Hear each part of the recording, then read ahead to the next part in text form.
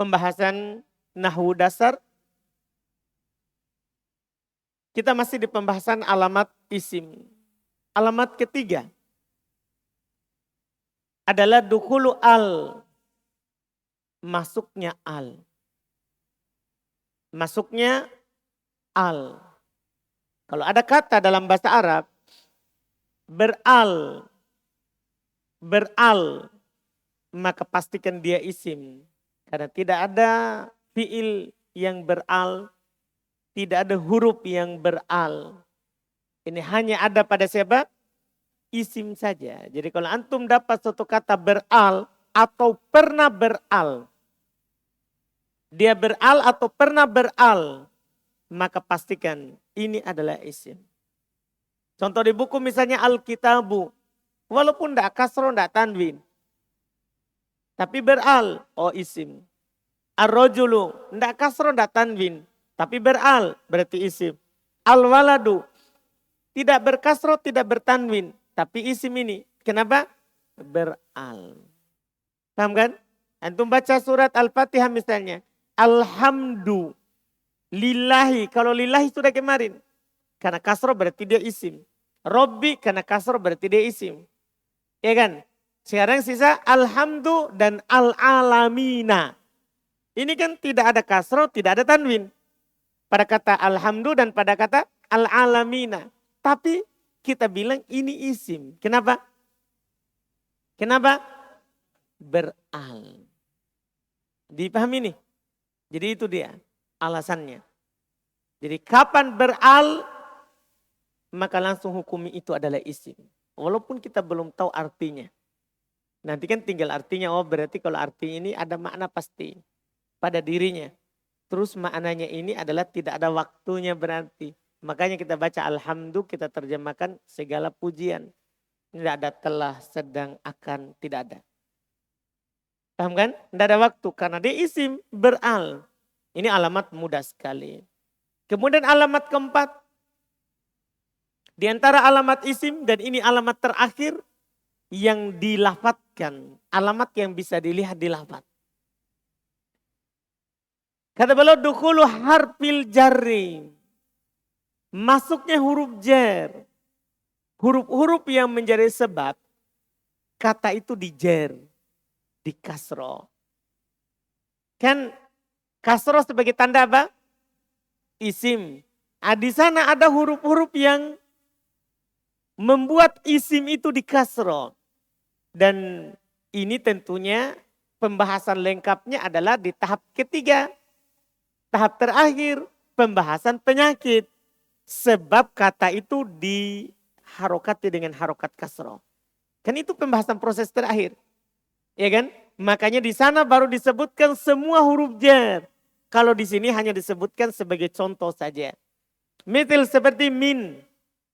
Kalau ada min, itu kata setelahnya pasti dijer.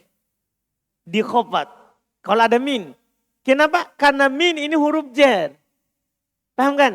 Tapi di sini kita tidak membahas dia sebab dijernya kata setelahnya. Sini kita adalah, fokusnya adalah kalau ada min, setelahnya berarti isim. Paham ini? Adapun pembahasannya, kalau ada min maka kata setelahnya dijer, itu tahap terakhir.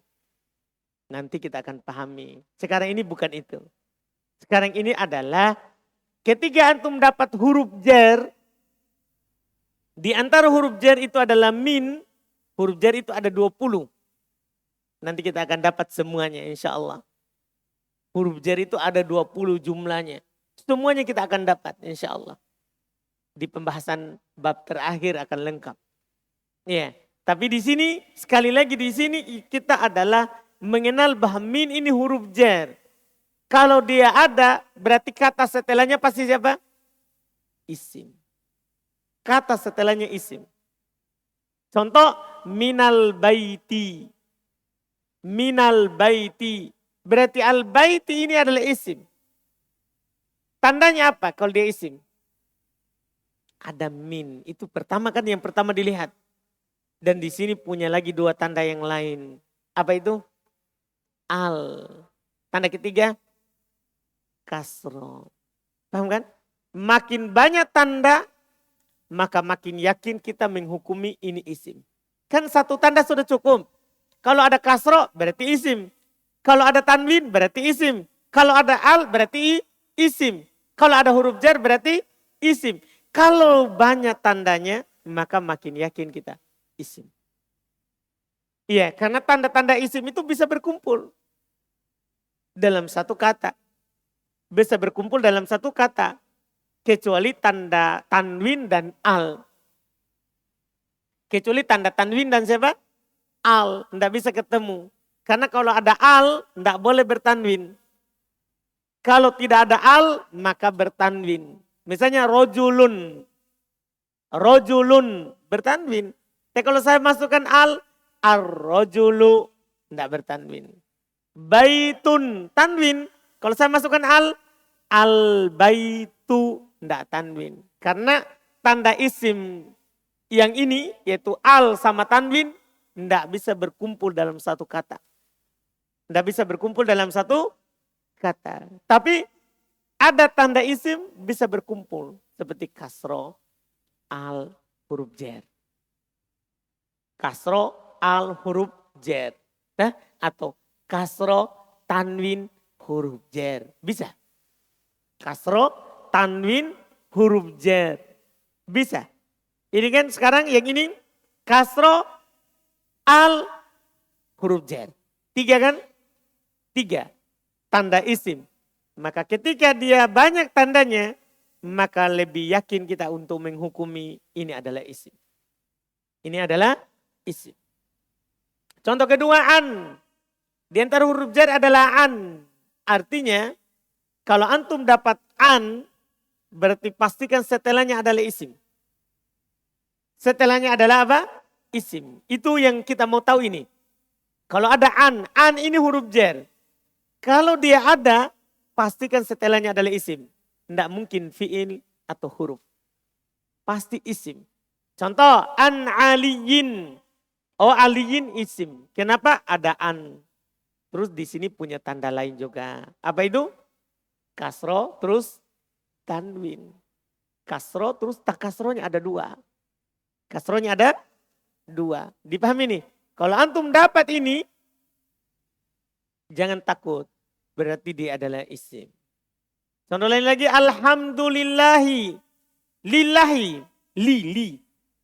Li itu ternyata huruf jar. Yang kita belum singgung kemarin. Kita hanya bilang lillahi di kasro akhirnya kan. Berarti dia adalah apa? Isim. Kenapa dia di kasro? Ada li. Itu akan dibahas di poin terakhir. Dia di kasro karena ada li. Di poin sini, li ini huruf jar. Berarti kata Allah ya apa? Isim. Kenapa? Ada li huruf jar. Ya, ada li huruf jar. Rabbil alamin. Jelas ya? Jelas ini ya?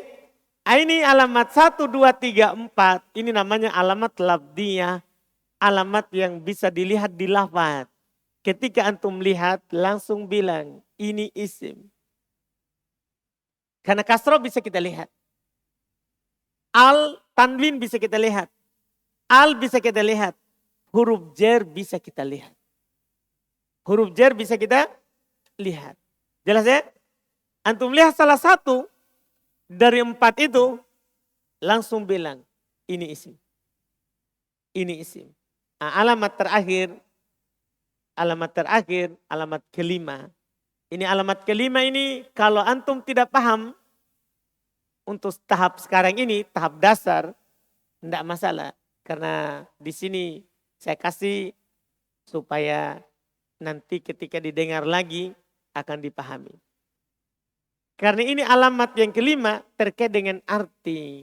Namanya kita baru belajar, banyak arti, banyak makna kita tidak tahu. Sehingga alamat kelima ini adalah alamat yang paling sulit dipahami oleh pemula. Tapi bersamaan dengan itu nanti antum akan dapat di kitab yang lebih tinggi bahwa ini adalah anfa'ul alamat. Seperti dikatakan oleh Ibn Hisham dalam Qatrun Nada. Ini adalah alamat yang paling bermanfaat. Ini adalah alamat yang paling bermanfaat. Tapi butuh kita tahu maknanya. Butuh kita tahu arti dari kalimat itu. Apa itu alamatnya? Namanya al-isnadu ilai. Terjadi penyandaran kepadanya. Kapan sesuatu disandarkan kepadanya, maka dia adalah isim. Maka dia adalah isim. Iya. Contoh, iya. Jadi sebelum kita contoh, jadi sebenarnya bentuknya adalah ada sesuatu tiang begini. Ada tiang. Kemudian tiang ini kita sandarkan sesuatu kepadanya. Ketika ada sesuatu disandarkan kepadanya, maka ini adalah isim. Maka pasti yang disandarkan kepadanya itu adalah siapa? Isim. Dipahami nih? Contoh misalnya. Di buku apa contohnya? Apa? Katabtu. Coba perhatiin ini contoh. Katabtu. Katabtu artinya apa? Saya menulis. Saya menulis. Berarti tulisan disandarkan kepada apa? Saya. Berarti ini sekarang ini tu di sini. Ini yang berdiri ini tu. Paham kan? Sementara katab di sini. Katab di situ. Paham kan? Tulisan disandarkan kepada saya. Karena saya menulis. Berarti tulisan disandarkan kepada siapa? Saya. Berarti tu ini apa? Isim. Dari mana kita tahu? Karena disandarkan kepada saya. Tulisan. Paham gak ini? Berarti tu adalah isim. Padahal tidak ada kasroh. Iya kan? Tidak ada tanwin. Tidak ada al. Tidak ada siapa? Huruf jer. Tapi kita bisa bilang dia adalah siapa? Isim. Kenapa? Disandarkan kepadanya. Itu contoh. Sengaja dicontohkan tu karena tidak ada alamat 1, 2, 3, 4. Sebenarnya bisa kita contohkan juga kitabu Zaid. Kitabu Zaid. Kita gundulkan saja dulu. Kitabu Zaid. Kitabnya Zaid. Kitabu Zaid artinya apa? Kitabnya Zaid. Kan begitu? Berarti kitab disandarkan kepada siapa? Zaid. Berarti kitab di sini. Kitab di sini, Zaidnya di sini. Paham kan? Kitab disandarkan kepada Zaid. Paham kan ini? Berarti Zaid siapa? Zaid siapa? Isim. Karena terjadi penyandaran kepadanya. Dipahami nih? Jadi ketika ada sesuatu yang disandarkan kepadanya, maka tempat bersandarnya itu pasti isim. Tapi kita butuh terjemahannya. Kita butuh apa? Terjemahannya, butuh artinya. Baru kita tahu. Nah, ini alamat yang paling bermanfaat. Kenapa Ibnu Hisham katakan paling bermanfaat? Karena bisa membuktikan tu ini adalah isim. Padahal tidak ada tanda yang nampak. Tidak ada kasro, tidak ada al, tidak ada tanwin, tidak ada huruf jen. Tapi bisa kita katakan apa? Isim. Kenapa? Isnadu ilai. Disandarkan kepadanya. Dipahami ini alamat keempat, alamat kelima? Paham? Yakin? Contoh kedua di buku. Qara'tu. Saya membaca. Berarti pekerjaan membaca disandarkan kepada siapa? Saya. Berarti saya siapa? Saya siapa? Isim. Karena terjadi penyandaran kepadanya. Segala sesuatu, kalau disandarkan kepadanya sesuatu, pasti dia isim. Itu dipastikan itu. Paham kan? Makanya nanti insya Allah akan datang bersama kita di tahap ketiga. Ya, pembahasan mudhofun ilai. Jadi ada nanti pernyataan namanya mudhofun ilai. Paham kan? Yang disandarkan kepadanya sesuatu, pasti ini isim.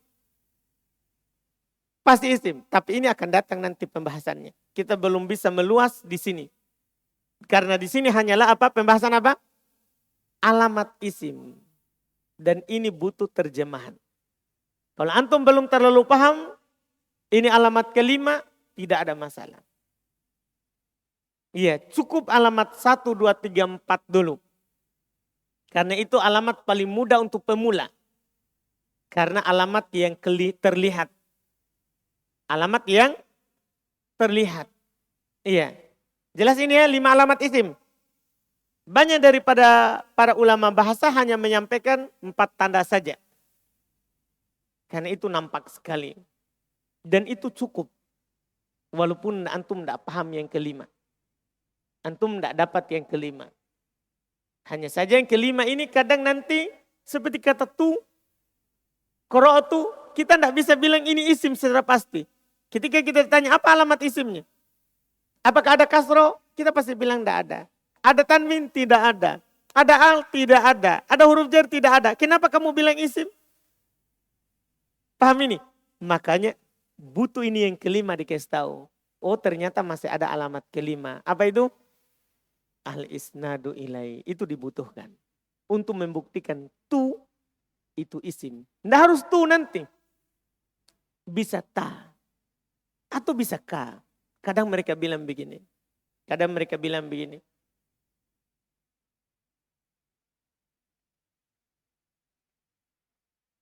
Baituka. Baituka. Rumah kamu. Kakak. Kita tidak berbicara tentang bait. Kalau bait isim. Kan tadi kan sudah lewat. Minal bait. Kan satu kali saja kemasukan tanda isim berarti pasti dia selama-lamanya siapa? Isim. Sekarang kakak. Ini ka apa? Paham pertanyaannya? Ini ka apa? Paham pertanyaan? Nah jawabannya artinya rumah kamu. Rumah disandarkan kepada kamu. Berarti kalau kita tulis sandar begini. Ini ka, ya kan? Ini bait. Ini bait. Kan begitu kan? Berarti rumah ini disandarkan ke sini. Ke ka. Berarti ka siapa? Isim. Apa tandanya? Isnadu ilai. Tidak ada kasronya, tidak ada tanwin, tidak ada al, tidak ada huruf jar. Paham kan? Tapi disandarkan kepadanya. Maka kita hukumi dia adalah siapa? Dia adalah siapa? Isim. Dipahami alamat kelima? Siapa yang belum paham? Alamat kelima, alamat terakhir.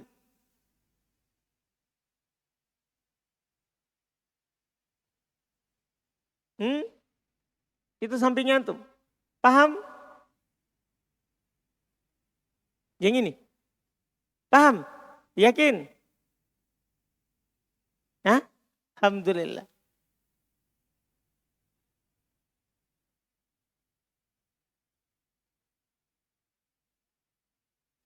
Ya, katab itu kan fiil. Kita tidak berbicara tentang katab. Tu. Tu kan saya. Bukan telah saya, sedang saya. Nah, tidak ada waktunya. Kalau saya tidak ada waktu. Yang punya waktu kan katab. Oh iya, gitu kan mas. Ya, kita tidak berbicara terhadap katab, kan itu bukan urusan kita, belum. Kita baru fokus pada siapa sekarang? Isim. Tu, isim. Tidak dipedulikan, yang disandarkan itu adalah isim ataupun nanti fi'il. Yang penting tempat bersandarnya ini, isim. Ikan mas? Paham ini mas? Yakin? Jelas ini? Selesai? Ini sudah lewat. Pengertian berarti sama tanda. Ini sudah cukup ini. Untuk menghukumi. Untuk menghukumi ini isim. Jadi kalau antum baca Quran, ini pasti ditahu semuanya. Isim. Antum baca apa saja, surah apa saja. Misalnya baca surat Al-Baqarah.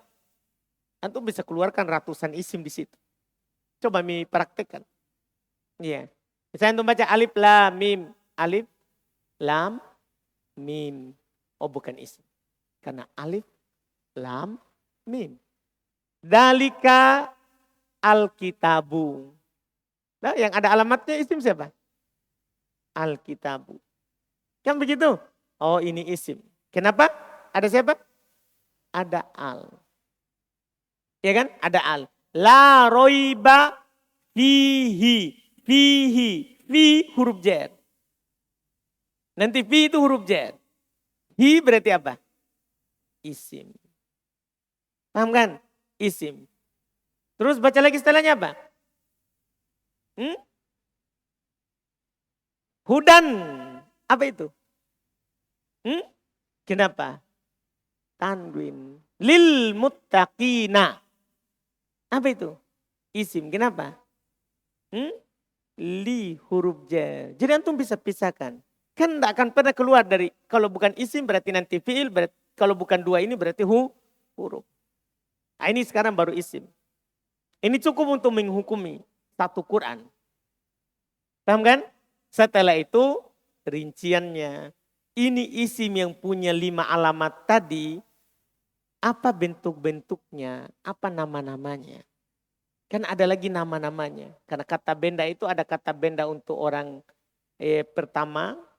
Artinya hanya satu, tunggal. Ada dua, ada lebih dari dua. Nah, ini ada bentuk-bentuknya. Sekarang dari ini terakhir untuk isim. Pengenalan untuk isim terakhir ini. Anwa'ul ismi. Jenis-jenis isim. Jenis-jenis isim. Iya. Yang pertama ada disebut al-ismul mufrad. Al-ismul mufrad. Kata tunggal. Yang pertama ada disebut dengan al-ismul mufrad. Kata tunggal. Cuman kata tunggal ini, namanya kata tunggal berarti bukan dua. Paham kan? Bukan lebih dari dua. Itu dipastikan. Iya? Dipastikan. Dan nanti mereka tambah dengan bukan asma'ul khamsah. Kita lihat pengertiannya. Al-ismul mufrad huwa. Isim mufrad adalah ma laisa musanna. Apa yang bukan dua. Berarti kita perlu tahu kata yang menunjukkan atas dua. Supaya kita paham itu mufrad itu apa. Kan dia ini pemahamannya terikat dengan orang lain. Wala majmu'an. Bukan pula yang jamak. Lebih dari dua. Berarti kita butuh pahami juga jamak. Wala minal asma'il khamsah. Bukan pula dari isim-isim yang 5. Kita juga butuh paham isim yang 5 itu apa. Berarti untuk paham mufrad ini kita butuh paham dulu orang lain. Paham kan? Dipahami ini isim mufrad. Kita butuh paham dulu orang lain. Sebelum kita pahami itu harus antum pahami pertama isim mufrad ini kata tunggal. Dia adalah dasar dari yang musanna dan dia juga dasar dari yang jamak. Paham ini? Kita di papan harus memahami sekaligus ini musanna, jamak, asmaul khamsah. Kita harus paham sekaligus. Kita akan mulai dari yang paling mudah. Insya Allah supaya kita paham isim mufrad. Supaya kita paham isim mufrad. Antum perhatikan di papan, jangan dulu dibuka di bukunya. Nanti gampang dibaca. Jadi sekarang ini adalah pembahasan isim mufrad. Isim mufrad. Namanya isim mufrad ini adalah namanya kata tunggal. Dia bukan 3 perkara. Dia bukan isim musanna. Bukan jamak. Bukan asma'u ya al-khamsah. Jadi bukan 3 itu. Itu namanya isim mufrad. Sekarang berarti harus kita pahami apa itu musanna. Apa itu jamak. Apa itu asma'ul khamsah. Baru bisa kita pahami itu yang namanya isim mufrad. Kita pahami lawannya. Asma'ul khamsah kita mulai dari paling bawah. Karena itu yang terbatas lafadznya. Asma'ul khamsah namanya asma'u artinya isim. Asma'u artinya apa? Isim. Karena itu jamaknya.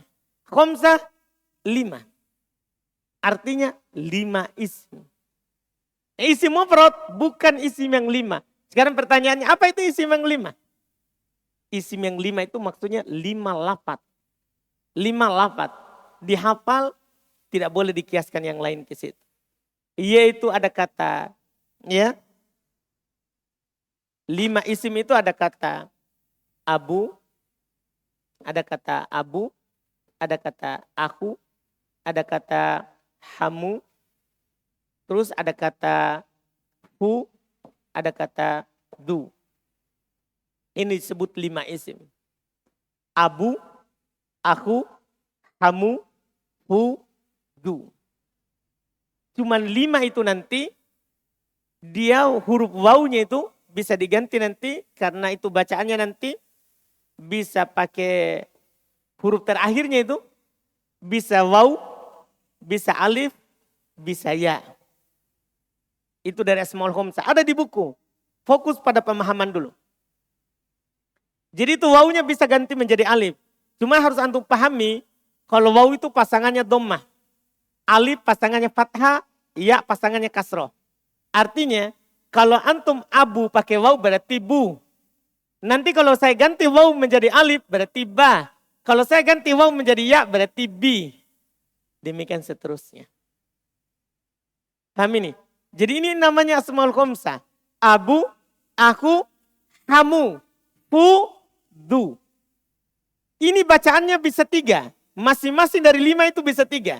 Berarti 5 kali 3 berapa? 5 kali 3 berapa? 15. Berarti ini Asma'u Khamsata asyar. 15.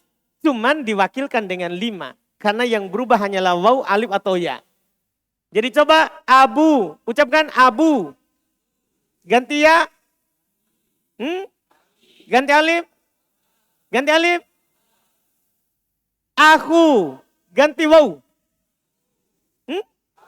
Ganti alif. Aha. Kho. Coba ulang-ulang. Aku. Ganti alif. Ganti ya. Kamu. Ganti alif. Ulang. Ganti ya. Ganti ya. Ganti waw.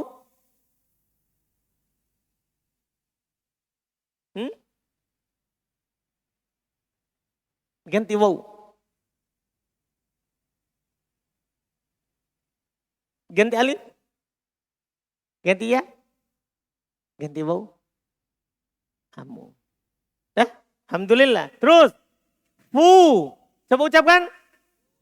Fu. Ganti alif. Ganti ya. Fi. Du. Ganti alif. Apa? Ganti ya. Ganti waw. Jadi inilah Asmaul Khamsah. Isim mufrad bukan ini. Jadi kalau antum dapat ini 5, jangan pernah bilang dia isim mufrad. Antum pasti salah. Paham ini? Karena pengertian isim mufrad bukan Asmaul Khamsah. Dipahami ini? Jelas ini berarti? Sudah jelas? Nah, kita naik. Kita pindah sekarang ke isim mutanna. Paling atas lagi. Isim mutanna itu adalah isim mufrad. Tapi mau kita dapatkan makna 2. Isim mutanna itu adalah asalnya isim mufrad. Cuman kita ingin mendapatkan makna 2. Jadi misalnya isim mufrad rojulun. Rojulun. Seorang laki-laki. Kita mau dapat 2 orang laki-laki. Maka dari isim mufrad ubah ke mutanna. Bagaimana cara merubahnya? Supaya menunjukkan 2 laki-laki. Ada rumusnya, ada ciri-cirinya. Yaitu ditambahkan alif dan nun atau ya dan nun. Paham ini kan? Nunnya harokati dengan kasroh. Alif tentunya pasti sukun. Karena alif tidak akan pernah punya harokat. Ya sukun. Sebelum alif dan ya harokati dengan fathah. Jadi misalnya nanti rojulun. Antum mau tambahkan alif di sini. Atau ya dan nun di sini. Maka lun ini menjadi la. Bukan lagi lu. Jadi rojulun menjadi rojulani. Rojulaini. Jadi ini harokat mati ya. Ini harokat mati. Tidak pernah berubah. Dipahami ini? Jadi isim mutanna itu adalah isim yang menunjukkan makna 2. Ini makna 2. Dengan rumus ditambahkan alif dan nun. Atau ya dan nun. Nunnya kasro. Sampai kapanpun. Nunnya isim mutana pasti kasro. Tidak pernah diubah. Nunnya pasti apa? Kasro. Ya-nya pasti sukun. Alif juga pasti sukun. Sebelum ya dan alif itu pasti fathah. Jadi apapun harokatnya tadi ubah menjadi fathah. Paham ini? Maka menjadi isim mutanna. Contohnya coba buat semuanya. Rojulun. Alif dan nun tambah. Apa? Ya dan nun. Ya dan nun. Coba buat kata imro'atun. Kita mau dapat imro'atun seorang perempuan. Imro'atun seorang perempuan. Kita mau dapat 2 orang perempuan. Coba tambahkan alif dan nun. Ulang. Alif dan nun. Ya dan nun. Ya dan nun. Semua kata antum bisa ubah. Karena ini tidak ada di kamus. Isim mutana tidak ada di kamus. Yang ada di kamus itu isim mufrad. Itu semua kata tunggal bisa antum ubah ke mutanna. Dengan ketentuan tadi yang saya sebutkan. Paham ini saudara? Coba, siapa namanya antum? Rizki. Rizki. Buat 2 rizki. Tambahkan alif dan nun. Itu Rizki. Bilang tanya lagi apa itu contohnya. Rizki. Kita mau contohkan rizki. Kenapa di kasro namanya antum? Rizki. Buat menjadi 2 rizki. Tambahkan alif dan nun.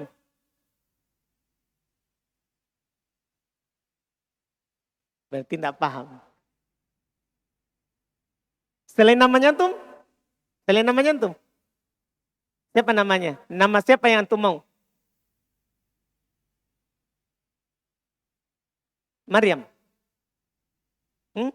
Maryam. Baik, baik. Maryamu.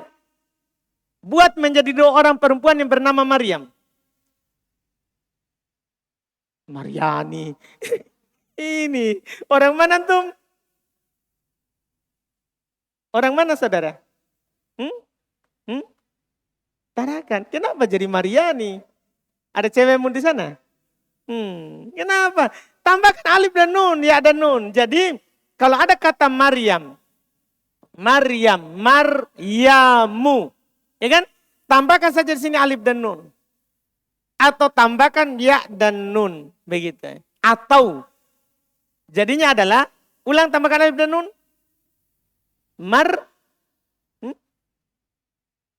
Maryama, mani. Atau ya dan nun.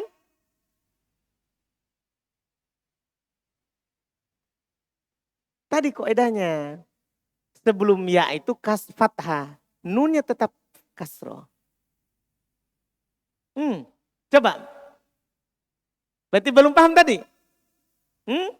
Jadi untuk membuat isim mufrad ke isim mutanna, tambahkan alif dan nun.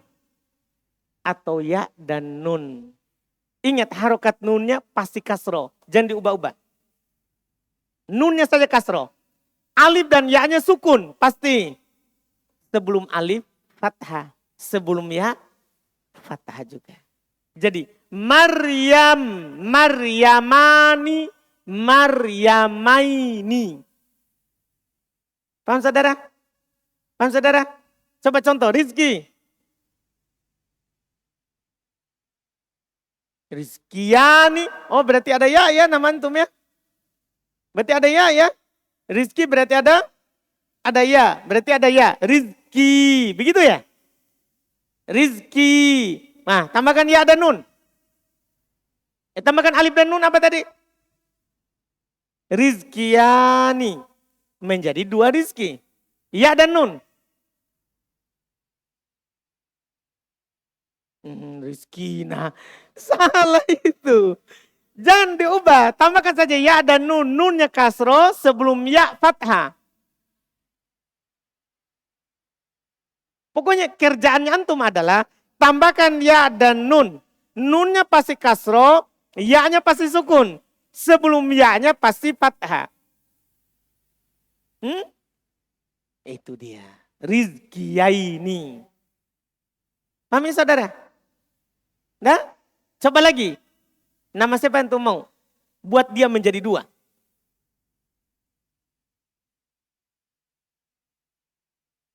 Nama orang di kampung kah atau orang sini enggak apa-apa.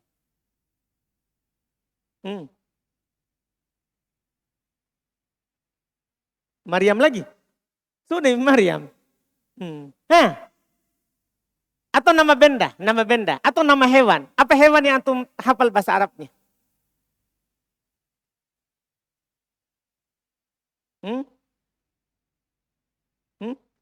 Apa? Kirdun. Masya Allah. Kirdun. Kirdun. Kirdun. Ini seekor monyet. Karena isi mufrad. Isi mufrad, seekor monyet. Buat menjadi 2 ekor. Tambahkan alif dan nun. Kirdani. Terus, ya dan nun. Kirdaini. Mantap. Kirdaini menjadi 2. Paham berarti? Sekarang kita mau masuk. Isi mufrad, bukan isi mutsanna. Itu yang kita mau sekarang. Isi mufrad itu bukan isi mutsanna. Bukan isim yang telah ditambahkan alif dan nun. Atau ya dan nun. Untuk menunjukkan makna berapa? 2 laki-laki atau 2 perempuan. Dipahami ini isim mufrad? Berarti bukan mutsanna, bukan asmaul khamsah. Itu isim mufrad. Itu isim mufrad. Jelas ini? Jelas ini isim mufrad? Jelas ini? Kita baca dulu yang telah kita bahas. Jamaknya besok. Karena jamak masalahnya dia ada 3. Tidak cukup dihabiskan hari ini. Tapi kita baca dulu yang kita bahas tadi. Berarti kita akan baca isim mufrad, isim mutsanna, dan asmaul khamsah. Kita bisa langkai di kitab. Lihat al-ismul mufrad, isim mufrad. Kita baca ulang isim mufrad. Huwa ma laisa mutsanna. Dia adalah bukan isim mutsanna. Dia bukan isim mutsanna yang kita pelajari tadi. Wala majmu'an, bukan pula jamak. Kita belum pelajari insya Allah besok. Wala minal asma'il khamsah, bukan dari isim-isim yang 5. Misal contoh, kitabun. Ini bukan mutsanna. Kenapa kita bilang ini bukan mutsanna? Kenapa kita bisa pastikan ini bukan mutsanna? Tidak ada tambahan alif dan nun atau ya dan nun. Kan begitu cara lihatnya. Tidak ada tambahannya. Mirsamun. Bukan mutsanna. Ya kan? Wala rojulun. Bukan mutsanna. Waladun. Bukan mutsanna. Muslimun. Bukan mutsanna. Kafirun. Bukan mutsanna. Dan tentunya semua ini bukan asmaul khamsah. Paham kan? Bukan asmaul khamsah. Karena bukan lafaz itu. Bukan lafaz itu tadi. Bukan asmaul khamsah berarti. Jelas berarti ini? Jelas kan? Selesai. Adapun cara menerjemahkannya, ya kalau orang, seorang. Seorang. Kalau hewan, seekor. Kalau benda, sebuah. Itu cara menerjemahkan isim mufrad. Cara menerjemahkan isim mufrad. Rojulun, tadi kitabun, sebuah kitab. Mirsam, sebuah pensil. Rojulun, seorang laki-laki dewasa. Waladun, seorang anak laki-laki. Muslimun, seorang muslim. Kafirun, seorang kafir. Paham maksud terjemahannya? Karena ini isim mufrad, kata tunggal. Kita langsung baca mutsanna. Al-ismul mutsanna. Isim mutsanna. Ingat isim mutsanna tidak ada di kamus. Walaupun kita cari tidak dapat. Isim mutsanna. Huwa kullu ismin dalla ala tsnain. Dia adalah semua isim yang menunjukkan atas 2. Jadi namanya isim mutsanna itu menunjukkan atas 2. Awit natain atau 2 juga. Tapi bedanya itnain 2 laki-laki. Itnatain atau 2 perempuan. Jadi isim mutsanna itu bisa menunjukkan 2 laki-laki atau 2 perempuan. Itu ketentuannya. Itu maknanya. Cara buatnya setelahnya. Biziyadatil alif wan nun awil ya wan nun fi akhirihi. Dengan ditambahkan alif dan nun atau ya dan nun pada akhirnya. Jadi di akhir kata itu tambahkan alif dan nun atau ya dan nun pasti dijadi mutsanna. Di akhir kata, bukan di awal, bukan di tengah, tapi di mananya? Di akhir. Mitil. Contoh ya. Rojulun, rojulani, rojulaini. Waladun. Jadinya apa? Waladani, waladaini. Mirsamun, mirsamani, mirsamaini. Coba sisa contoh tadi di atas. Sisa contoh di atas yang mufrad kitabun buat muslimun, kafirun, kafirun. Demikian seterusnya. Jangan hanya contoh ini. Semua contoh antum, semua mufrad bisa dibuat musanna. Semua mufrad bisa dibuat musanna. Iya kan? Misalnya sering kita ucapkan masjidun, sebuah masjid. Buat dua masjid. Nah, adapun kalau antum tanya kapan pakai alif dan nun, kapan pakai ya dan nun, tahap kedua penentuan bacaannya itu. Paham kan? Ini tahap pertama mengenal isim musanna. Oh, isim musanna adalah tambah alif dan nun, ya dan nun. Ada catatan di bawah. Catatan nomor 1 itu catatan penting. Sudah lihat catatannya di bawah? Catatan. Cara membuat isim musanna adalah dengan menambahkan huruf alif dan nun atau ya dan nun. Itu cara membuatnya. Kemudian sebelum alif dan ya diharokati dengan fathah. Dan huruf nunnya diharokati dengan kasro. Ini penting. Cara membuat ini penting. Karena ini rumusnya. Tidak didapatkan di kamus. Hanya didapati di buku teori. Paham cara membuatnya ini? Jadi kalau antum mau mengubah mufrad ke musanna. Apa yang antum harus lakukan? Tambahkan alif dan nun atau ya dan nun. Dan perhatikan harokatnya. Sebelum alif dan ya, fathah. Nunnya diapain? Nunnya diapain? Kasroh. Jelas ini caranya? Selesai. Kita langsung melangkah ke Asmaul Khomsah. Jamak kita besok insya Allah. Karena dia harus bahas 1 kali itu 3. Kita langsung ke Asmaul Khomsah. Di buku halaman 10. Al-Asma'ul Khomsah. Sudah lihat semuanya? Al-Asma'ul Khomsah. Wahia dia adalah abuka, wa akuka, wa hamuka, wa fuka, wa dumalin. Kata pertamanya ya. Abu, aku, hamu, fu, du.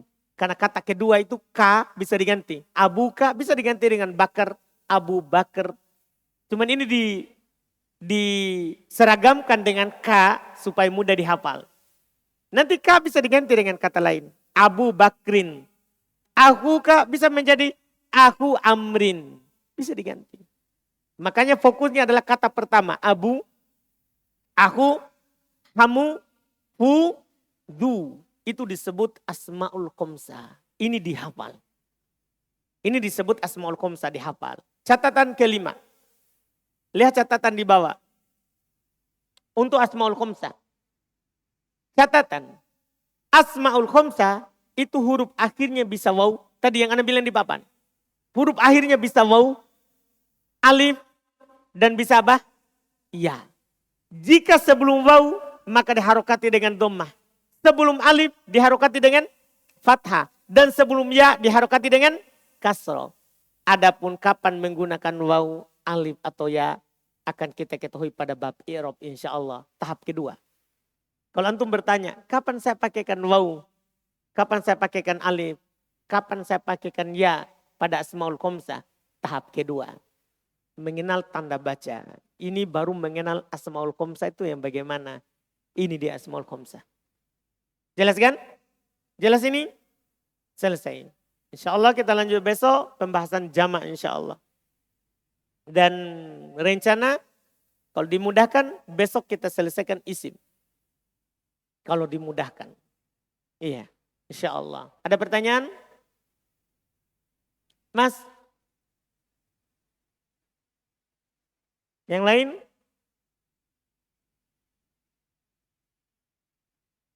Yang kita ambil hari ini ada yang ditanyakan?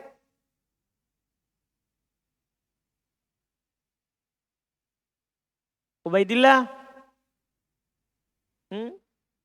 Tidak ada sih. Masa? Silakan Pak.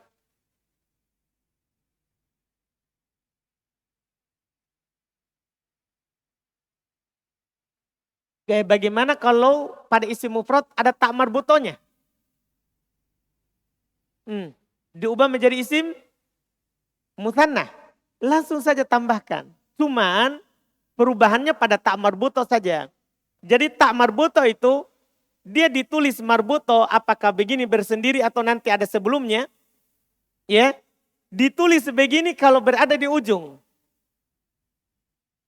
Ketika dia ditambahkan alif nanti, ditambahkan alif di sini dan nun atau ya dan nun, maka tidak boleh ditulis begitu. Maka dia ditulis dengan tak terbuka. Bentuk penulisannya saja. Tidak ada masalah lain. Penulisannya saja. Jadi misalnya ini ada kata imro'atun. Ini tadi. Imro'atun. Kalau dibuat menjadi mutsanna, maka diubah imro'atani. Jadi bukan lagi begitu. Diubah menjadi tak yang seperti ini. Yang titik dua. Imro'atani atau imro'a taini. Jadi taknya begitu. Penulisannya saja. Tidak ada masalah. Tidak ada yang dihilangkan. Penulisannya. Karena tidak boleh ada tak marbuto di tengah. Tak bulat itu hanya di akhir posisinya. Ya kan? Ada lagi? Ada yang mau kita tanyakan? Tidak ada. Alhamdulillah berat. Kita lanjut lagi pertemuan besok. Tentang isim lebih jauh lagi. Kita cukupkan subhanakallah.